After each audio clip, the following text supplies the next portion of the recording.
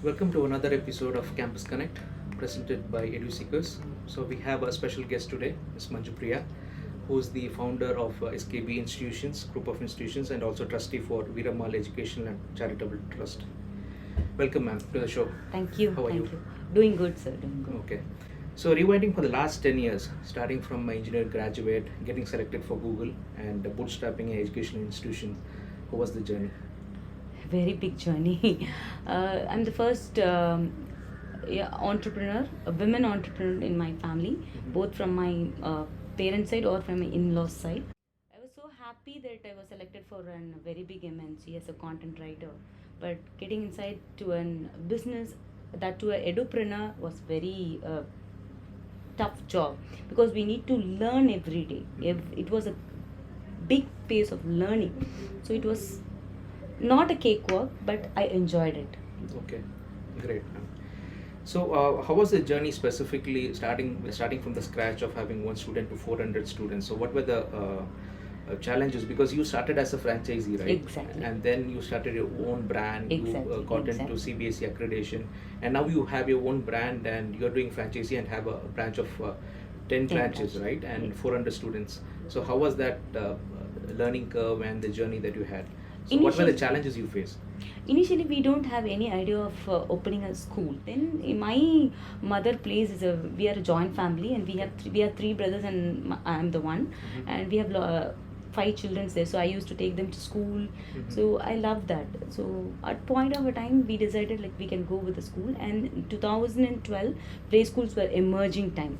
So I searched for many schools, and we picked 5 choices, and we went there for the franchisee, taking up a franchisee, and we were convinced with one school with the initial payments, and that was very close to me, to my place, and my daughter was 7 months old, so I have to take her also, so it should be a very nearby place, so I can easily go and get some knowledge. So we started as a franchisee we started in 3 to 4 months of time, and we got only one child. So I was like bit new to this, and I was confused what to do about this, because we have invested more than 6 to 7 lakhs, and getting one child to the school is literally, I was a bit confused, and I was in a age group of 24-25, and I can't able to take a good decision on that time. So what I did was I started to learn something. I just went to schools nearby, and I did fake admission inquiries, and I go through all the details and stuffs what the other schools are giving. Around in a month of time, I visited 200 schools, and I got to know like we have to talk like this, we have to react like this, and what are the good things we can give as a individual educational institution. So we decided to give that. So I took all the games which were played earlier, like பல்லாங்குழி விளையாடுவோம் நம்ம சின்ன வயசுல, தாயம் விளையாடுவோம், இதெல்லாமே it's a connected to brain and mind activity. So we implemented all those games in our school itself. For the one child also, we implemented all the activities. So that was good. ரொம்ப பெரிய ஒரு impact create பண்ணிச்சு. அதுக்கப்புறம் அந்த ஒரு குழந்தைக்குமே நம்ம கொடுக்க வேண்டிய எல்லா கண்டென்ட்டும் அழகாக கொடுத்தோம். இந்த டேக் அவேஸாக இருக்கட்டும், வீக்லி அந்த பீரியடை மேனேஜ் பண்ணுறது, அந்த குழந்தைக்கு போர் அடிக்காமல் ஃபீல் பண்ண. So that gave me so much of love towards this business. Not business, it's more kind of very very personal thing. Your passion. Exactly. So அப்படி ஸ்டார்ட் பண்ணதான். தென் அந்த ஒரு குழந்தையிலேருந்து விஜயதசமி டைமில் we had அப்படி drastic of 40 children ஒரே டைமில் எனக்கு admission. That was change maker, and game change பண்ண ஒரு period of time. Then I tried to understand the parents' needs, and step by step we fulfilled that. And from one child, and after 10 years we are here with 450 children. Great. So you did great length of market research, and that really helped. Of course, exactly, sir. Okay, coming to the mode of education, so is it CBSE? Because I could see it's mentioned as CBSE, but you also have Montessori. So how do you manage both the mode? We have 2 type of schools. We have a CBSE curriculum based school, and we have a chain of play schools. We give franchise of play schools where the mode of education will be a Montessori methodology. So what we did was we were like doing all activity based learning for the kindergarten children. And when you go to standards from grade 1 to grade 5th, you can see more about books, worksheets and all. So what we thought was, we can give a curriculum which is like a CBSE standard, and that curriculum can be made very easy by the Montessori way of methodology, teaching methodology. So we collaborated both into a same platform, and that was a hit for us. So all the curriculum was taught by a Montessori technique. Simple techniques which made easier to understand the concepts. The syllabus is CBSE, but the technique is Montessori. So that you can't able to see anywhere. So when they follow CBSE, they go with the CBSE. When they follow Montessori, only they follow Montessori. They don't use to writing. So we give all kind of activities in the same day. So children enjoyed, and the output was very good. So Montessori, the basic is activity based learning. Of course, it is not about activity. It is about a different type of learning with the materials. So they used to get all the materials in hand. Say for example, I'm saying we have an object like pink tower in a Montessori curriculum. So what is that is sorting of objects from very big to small. So children can count that. It will be like 10 cubes. It will be from the bigger size to the smaller size. In that thing, the hand and eye, we can give different concepts of learning. Eye and hand coordination. Then we can give the max concepts. We can give the size concepts. So different concepts can be explained in one object material.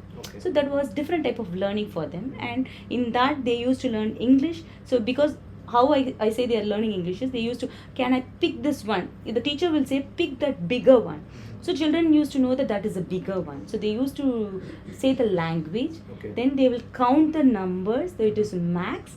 And they'll do logical thinking, like from big to small, they can stand in a straight line. So it's a logical.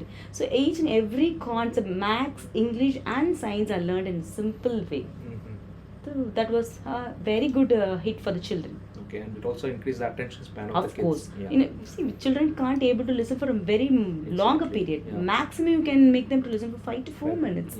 In that time, we have to give the most best one. So that was very good for them. So it was very nice handling those kind of objects, because they used to handle it in their hands, right? So they enjoyed it, and they used to convey to the parents. Parents also thought like something good is happening at the school. So my child can interact that, and they can explain to parents like what they have learned the whole day. That was very good. So there is that value in that blended approach. Of course. So do you have it from pre-KG until which standard you have this approach? We have two types of sectors of schools. One, we have only the play schools from pre-KG to UKG, and we have the CBSE school from pre-KG to 8th standard. So all the schools, where it comes under the SKB Vidhyashram group of schools, all the schools follow the same methodology. So even the franchisee has the same one. Whichever branch you go, you can see the same syllabus going on in all the branches. Same portion, same syllabus. So I can understand people knowing about your schools, etc., and getting a franchise in Chennai. How did that school from Theni happen? So we had an opportunity to display our school franchisee in a franchisee expo. That time we had a lot of people visiting our stall, and one person, they were like boys, they're the first boys to join our women's club. They were like so curiosity, they had very curiosity, and they listened to us for more than 1.5 hours. They sat with us, asked each and every detailed questions, and at last, and on that day itself, they confirmed that we are going to take up your franchisee. And it happened like miracle. Our first outside Chennai region, that was our first franchisee. Good to know. And coming to the key differentiators from the other schools, so what is the main thing that differentiates SKB from the rest of the other competition? Usually every school is a normal school where you can send your normal children, but our school is an inclusive school for special children, and we give admissions for special children in different categories. It's like we have ADHD problem children, we have artisan children, we have learning disability, we have Down syndrome. So there is many category of special children, like differently able. So we give all kind of opportunity to all the children in a similar classroom. there will be one classroom, but children will be with different abilities. So Okay. we give admissions like 2 children per class. Okay. Maximum it will go to 3 children per class according to the disabilities. Okay. So that was a great thing. We initially started in 2015, and now we have 75 children studying in our campus, such kind of abilities. Okay, excellent to know about that. So, talking about that, specially able children and different able children. So, what was that spark that made you to consider inclusive education? In 2015, when we were like moving from play school to CBSE curriculum school, I had one child coming to approach. Parent approached us with the special children, and he was not able to sit for a minute in the in the admission period. And the parent literally cried like, "I don't get anywhere admission. So can you help me with this?" Mhm. Then I just had a curiosity to inquire about what is special need, and I visited many physiotherapy. First, I don't know Yeah. whom to approach. Mhm. Generally, I visited physiotherapists. Okay. That is no way connected to a specialist. Then they told me like, you have to visit an occupational therapist. So they deal with these kind of children. So I visited an occupational therapist. I went to NIPMET. I searched in Google and I went to NIPMET, which is in near to Mayachal. So that is the main head office of all these kind of disability children. And I learned many things from them. And I told like I took it as a task, and I did like, we are going to give admission for this child, but I don't know what way I can help or what way my teacher can help. But we took as a task, and today in 2019 that child was the best student of the year, and Okay. that is the graph we gave to the child. Great. But having an inclusive school will have its own challenges, right? For example, you need to cope up with the pace of the education, and there'll be some resistance from the parents as well, because they'll feel that their children get The kind same of activities they will activity, copy from the exactly, special children. imitate them. So, how did you address those kind of challenges, especially in your initial days? It was very toughest job for us. Why? Because special children were like, that was the time it was like more special children were around us. We don't know what the reason, many children were like approaching us with the special needs, and we started to give admission, but I didn't think of like what will happen with the normal children. So Okay. as a like blind approach, we gave an admission for the special children. When it comes to classroom and the parents were like interacting, it was so much of the activity which are the special children doing are copied by the normal children. And you don't believe 10 to 15 parents took TC from us for only having special children in our school. So it was very toughest time of me to convince the parents like they will be normal, they will learn from your child, and they can even grow more with the very beautiful colors. But the first 2 years was very hectic period of SKB Vidhyashram. We can't able to convince the parent, and we kept many workshops for the parents, for the children, for the community itself. We created a workshop for whoever can participate. You can come anywhere from our school place and you can participate in the workshop, so that this is a kind of treatable thing. We can treat this, we can give therapy for them. So from normal child they can learn good habits as well. This is vice versa. The normal children can have the habits of the special children Exactly. also. That was my next question actually. They learn all this vice versa. But what was the beautiful thing is, a normal child can understand what is good and what is bad. So when they acquire the bad habits, you say it's just a bad habit, we can change them in a week of time, because they will understand it is a bad thing. But a special child can't able to understand. But when a normal child do a thing in a manner, in a very restricted manner, the special children also copy that and they do that. And beautiful thing, like a normal child helps the special child also. While like we see lot of good things happening in our school. A normal child will help the special child's books, bags, tiffin box will be packed by them, and everything they will take care of. And they will, for the PT hours, they will take them to the ground and they'll help them to play.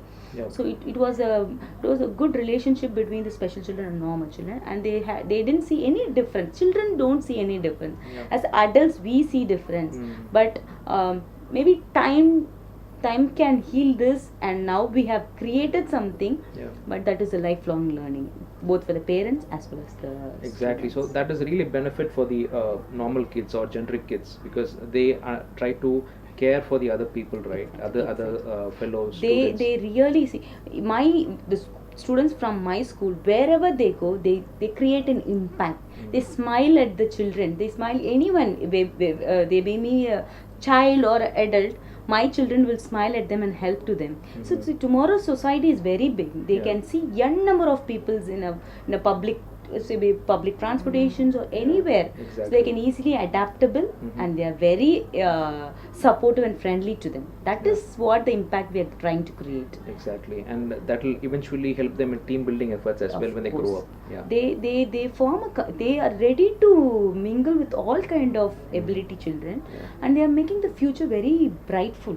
Yes. So they can mutually help in any ways, whether it may be an academic wise, behavior wise, or even taking them to restrooms where like they are helping in each and everything.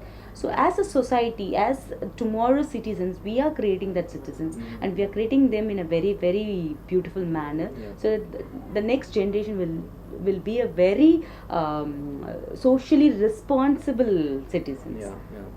Value added children. Yeah, so that is the actual blessing for the society, right? Yeah. 100%. And considering this inclusive education, how do you manage the stress level, especially on the tutors and the caregivers?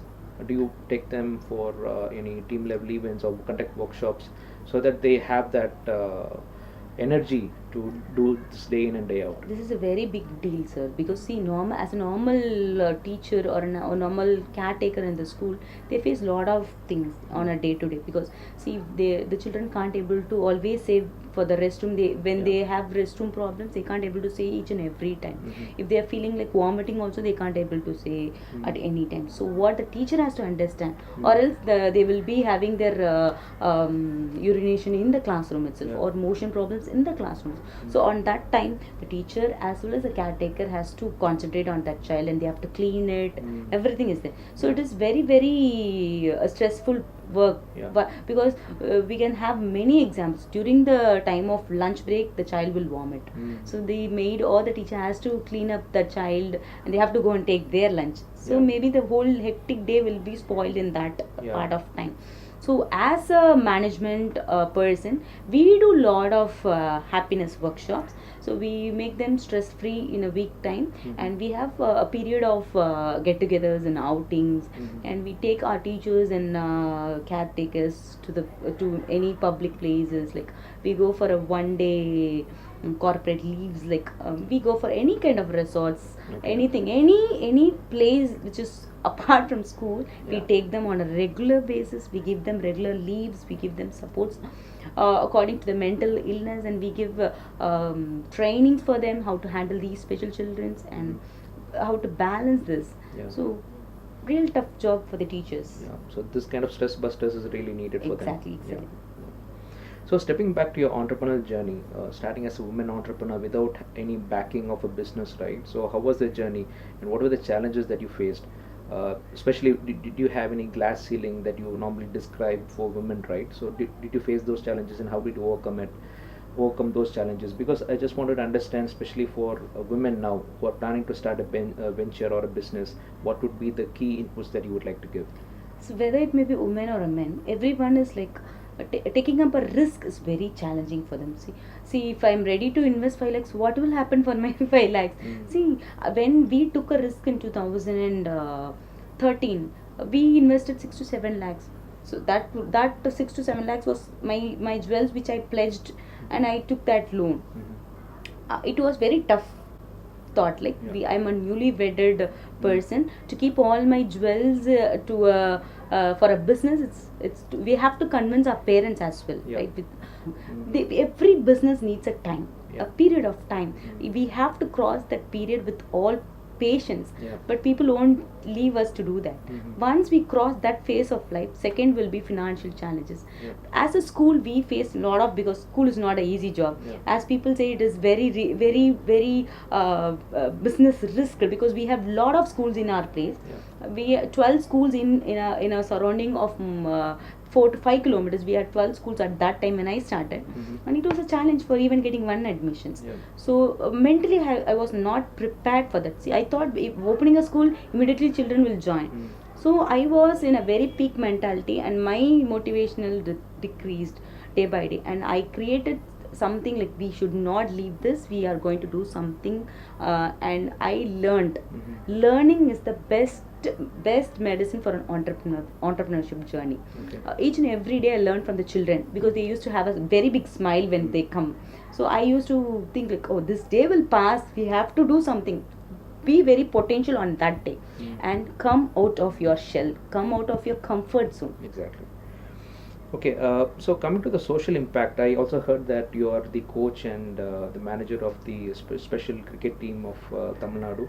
So how did that happen? And I'm the coach for the Special Olympics handball team and the joint secretary of Tamil Nadu Physically Challenged Cricket Associations. Okay. So I work with these two kind of sports. Why? Because all special children can't able to excel in academics, but they have particular individual talents, whether it may be sports or extracurricular activities like singing, dancing, anything. But sports can be more easy for them because they are so energetic. Yeah. So I work with them very closely, and we are training those kind of children. And I am the manager of the very elderly person. Like my team is a men's team. Okay. So the cricket team is a men's team, and handball team is a women's team. It's a small children team. And we are trying them, coaching them mentally for the Special Olympics, which is going to held in Berlin. Okay. So we are training them. Which we year are, is it? Next year? To 2023 it is going to happen. And our children have participated in the national camps and waiting for the result for the next Okay. level. Great. And how about the association with Mr. Mariappan, who was the Rio Olympic gold medalist? Yeah, he was associated with our physically challenged team, and he went from our physically challenged community team only. Okay. So he had a passion, and he was like. Was he part of the cricket team or? No, he was not a cricket team. Okay. He was part of the association. Okay. Physically challenged association. Okay. So he proved himself because he was so hard. His only thought was, I need to reach that height. Yeah. So when I reach, people will see me, and this Get community, motivated. will be shown. Yeah. So we don't know about physically challenged community. There's a big community as equal to us. They are successful in many things, like not only sports, they are into business, they are into lot of activities, but it's not shown. Great. And so one particular thing I also wanted to discuss with you is on that incident which was highly highlighted in May this year, related to that Indigo Airlines, where one of the physically challenged person was deboarded, and there was a lot of hue and cry in media, and again there was a spotlight on this Disability Act. So how do you see this transport facility, public transport, especially for disabled or special children? So what can be done to improvise on that? So taking up a normal child in a public transport itself a really hectic job, because they will easily have the urination problems. But taking up a special children is very, very tough job for us. Why? Because they can't able to sit for a longer hours. So while one incident, as you said, a special child, she was having a visual impairment. She was selected for a singing competition, and she has to sing in a foreign country. Her passports, everything got approved, and she was not allowed to travel. The airport authorities said we can't able to let her to travel, and it was like a very big insult for the community wise. See, everyone has talent, so they have to exhibit their talent, right? And this one was. This issue was taken by our minister Kanimoli madam, and she raised her voice, and then she gave a lot of interviews, and they took this as a very big issue, and that was solved, and that child went to that place for that international trip. Okay. So like this, even a common man is not ready to accept a physically challenged or a special children near his seat. Okay. While traveling. Yeah, that's another point. Social stigma, right? Of course. So one is the ability for them to travel, and second is the social stigma. As a co-passenger, people are not people are supportive. not accepting, sir. Yeah. People are not accepting, and the public transportation is not that much User-friendly. user friendly Yeah. for the physically challenged. You go any railway station, whether you can see that is it user friendly for an wheelchair person. Okay. We I raise heard this. about your help that you did for this Tambram station. Yes, ramp. exactly. So how did that happen? So we are connected with the wheelchair cricket team, and Okay. we had a match in SRM University. Okay. SRM University's founder Paravindan sir was the guest on that day, Mhm. and he was very close, sitting near to me, and he was asking about the questions, how this people are coming to this match, what is this all about, how many people are like this with this disabilities, what is this cricket means, you have any approval for. He had a lot of questions, sir. Okay. And finally he took each and everything in a paper.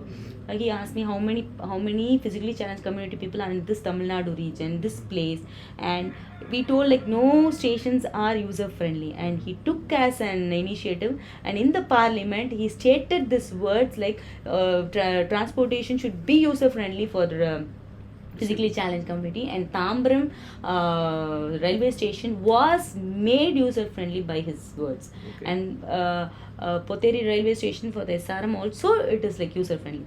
Other than that, you can't able to see much stations are so flexible for the transportation. Great. So, come to the philanthropy part of your journey. So, I heard that you are sponsoring around 25 kids per year.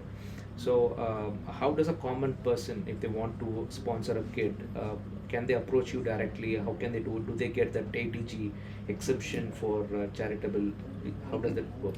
We started an NGO called Veeramal Educational and Charitable Trust in the year 2015 to support special children's and underprivileged children's education. So as an initiative, I started to give first one child. I started with one child giving an admission in our school, and that gradually increased, and now we are giving admissions for 20 free educational admission support and complete support for 25 children a year. Okay. And we are a 12A ADG registered organization from government, and we are approved organization as an NGO. Okay. So if anyone want to help and support Sponsor, okay. sponsor a child's education, you can feel free to contact us. You can just check our website, Veeramal Educational and Charitable Trust. Okay. All the details are posted in the website itself.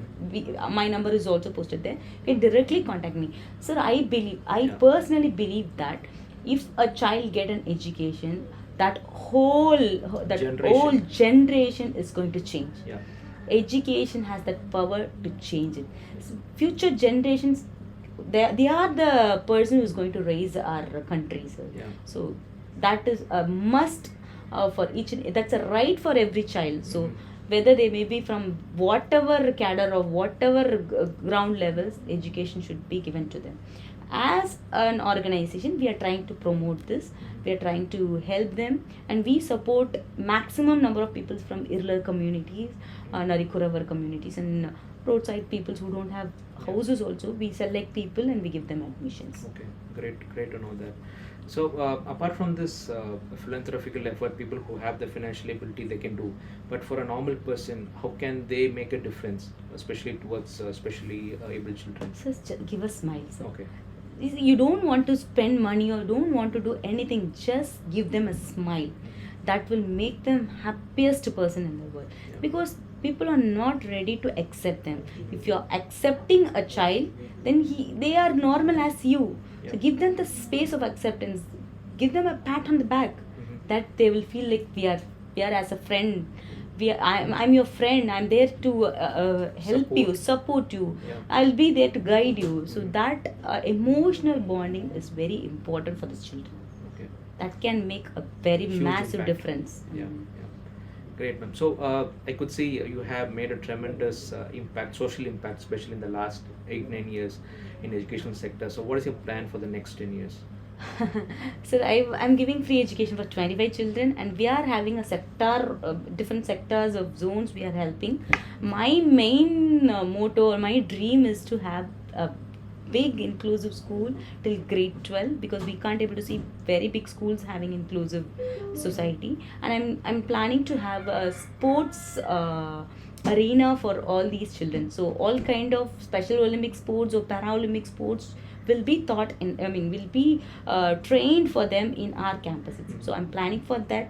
To each and every initiatives we are planning for these special children, it's like it's for the futuristic, it is for next years. You see, it is not going to stop this year.